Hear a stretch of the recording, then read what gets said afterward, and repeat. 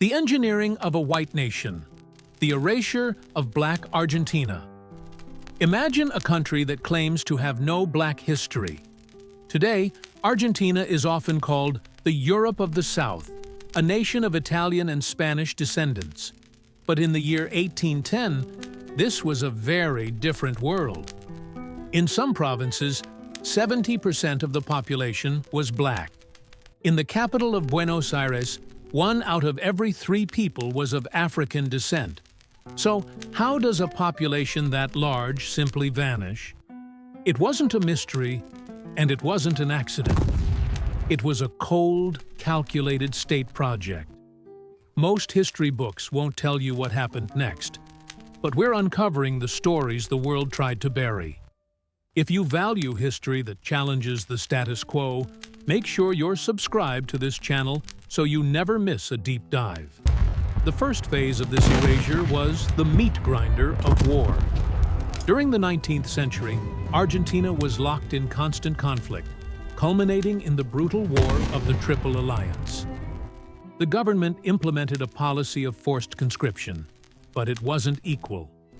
Black men were drafted into the Batallón de Libertos, battalions of formerly enslaved people promised freedom in exchange for service. They were placed on the front lines as cannon fodder, sent into the most hopeless charges with the worst equipment. While European-descended officers watched from the back, an entire generation of Afro-Argentine men was wiped out on the battlefield. This was just the beginning of a systematic effort to reshape an entire continent's identity. If you're finding this eye-opening, hit that like button. It helps these hidden histories reach more people who need to hear them. For those who stayed behind, the cruelty took a biological turn. In 1813, Argentina passed the law of free wombs. On paper, it sounded like progress because it freed children born to enslaved mothers. But in reality, it was a death sentence. Slave owners, realizing these children were no longer financial assets, stopped providing them with food and medical care. Infant mortality rates among Black children skyrocketed. Then came the Great Plague of 1871.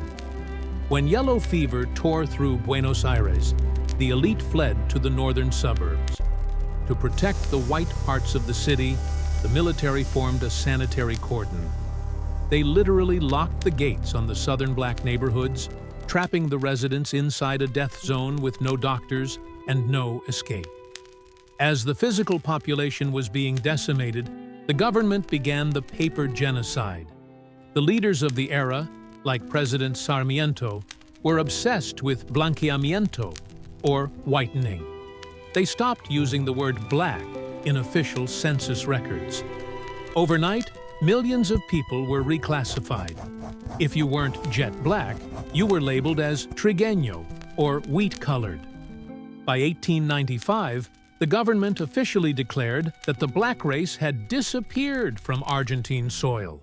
At the same time, the government used state funds to subsidize millions of European immigrants, while offering nothing to the survivors of the local Black community. They demolished the old African neighborhoods to build grand Paris-style boulevards, effectively displacing the remaining families until they were forced to blend in or move to the margins of society. Argentina didn't just become white. It was engineered to be.